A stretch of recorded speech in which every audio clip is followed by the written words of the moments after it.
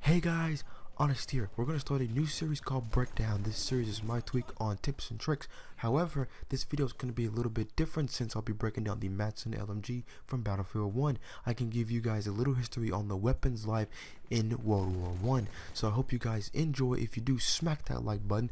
I'm aiming for 5 on this video, so let's get into it.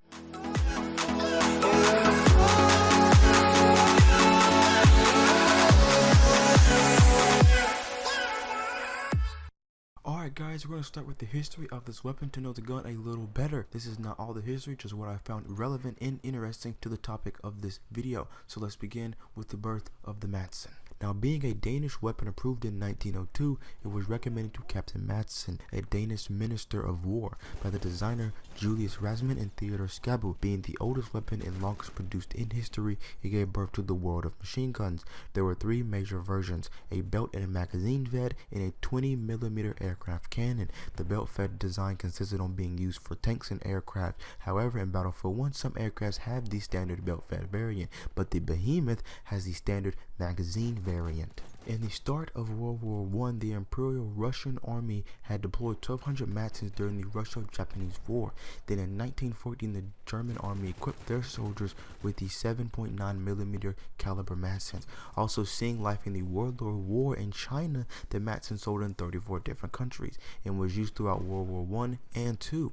Yet highly reliable at an extraordinary cost, the Paraguayan forces bought their share in the early 1930s as they geared up for the battle against the Bolivian armed forces. In the beginning, there were 400 in use, but Bolivia also took matters in their own hands and equipped the same caliber Madsen. Later, Brazil got a hold of some 23 CV-35 tankettes that were equipped with 7mm Madsens. Afterwards, in Ireland, the military obtained 24 Madsen LMGs in the 303 caliber, all fitted for vehicles such as the Landsberg L60 light tank and the L180 Leyland in the Dodge armored cars. Next, the Norwegian army had bad advisors with this weapon since it would jam after a couple of rounds. In addition, that gave the nickname Jomfru Madsen, translated in English, the Virgin Madsen. Also in World War II, the Germans were receiving their imports of the Madsen in the 8x54mm caliber from the Danish, and this continued till 1942, but the Danish army didn't retire theirs up until 1955.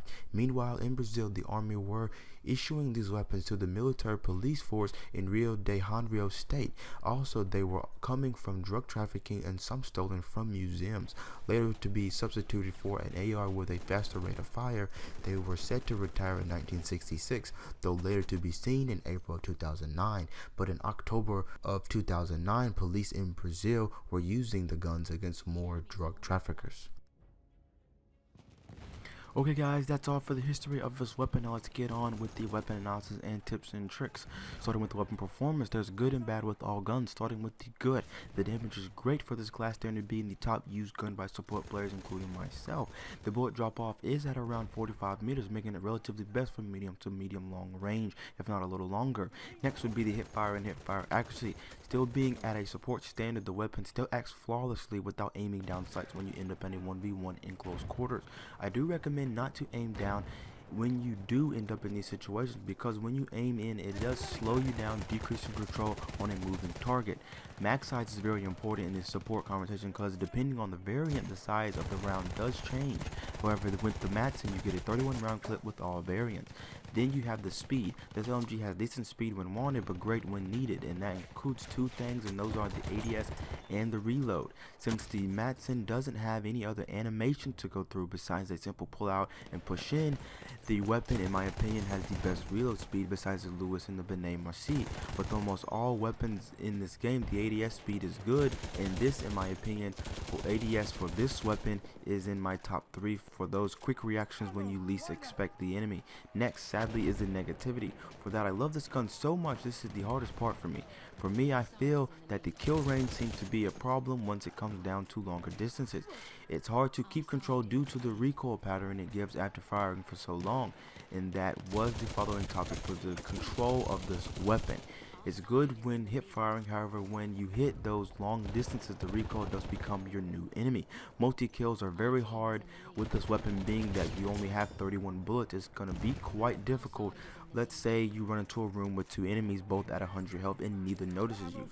The odds are in your favor because you will get both kills. Now if you jump to 3 guys, the same thing happens. You're going to have to switch to your secondary on the 3rd kill and might even take a little damage. Then again, the damage of this weapon does depend on the closeness to your enemy.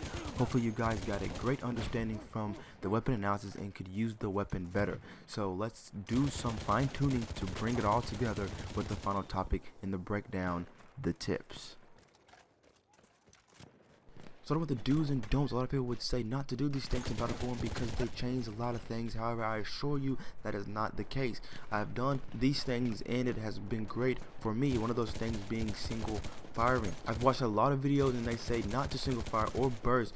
However, both work for me before I even watch those videos. Single fire is best when the enemy is at a great distance and you try to find him before you start unloading into thin air, or when you are low in ammunition and just can't replenish. Burst fire is good when you constantly fighting the uncontrollable recoil.